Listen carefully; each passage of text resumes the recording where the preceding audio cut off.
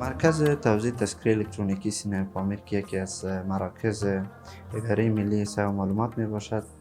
در این مرکز به تعداد 70 الی 80 تن کارمند ایفای وظیفه می کنند که از او جمله 12 تا 13 تن آن طبقه اوناس می باشد که اموری که مربوط به طبقه اوناس میشه و مراجعینی که مراجعه می کنند از طبقه اوناس می باشه و امور او را پیش می برد. د سینما پامیر د مرکز لپاره البته ظرفیت د مراجعینو پورې تړاو لري او مګر زموږ د مرکز ظرفیت د 800 نه تر 1200 پورې د متقاضیانو کوم اسنادونه چې موږ ته مراجعه وشي موږ ته یې مریل کولی شو او کولی شي خپل تذکرې ترلاسه کړي.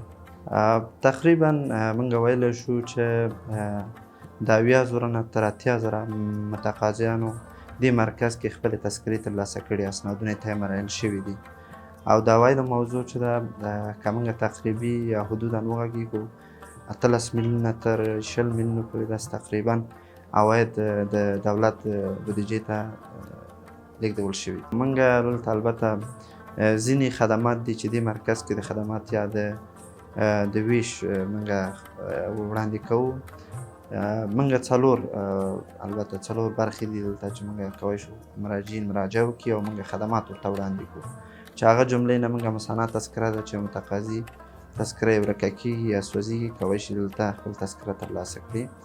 او بل خدمات دا دی چې شهروندان ورته وایو موږ ثبت شهروندان چې ځینې د کورنۍ غړي پاتې کېږي د لست نه او کولی شو موږ همدغه خدمات دلته وړاندې کړو هماغه کورنۍ غړي اضافه کړو. او بل ثبت تولدات دي هغه مراجعین چې نوي پیدا کېږي یا نوي زیږدول کېږي کولی شي د هغوی تذکرې دلته ترلاسه شي. بل خدمات چې موږ دلته لرو څلور برخو نه هغه دا دی چې ثبت ازدواج ورته وایي چې کوم څوک چې نوی واده کوي او کورنۍ کې اضافه شوی نه وي کولی شي خپل د هغه طریقې ثبت ازدواج وشي او کولی شي خپل ماشومان اضافه کړي.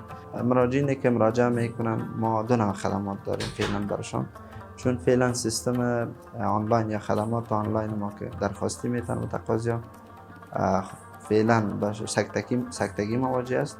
بران ما هر دو نوع خدمات داریم. متقاضیایی که آفلاین دوسیه پر میکنن مراجعه میکنن و آنلاین هم گاه ناگاه کار میکنن مراجعه کنن انشالله مشکل نیست. کارشان یا دوسیهشان تای مراحل میشه و به مراحل بعدی راجع میشه.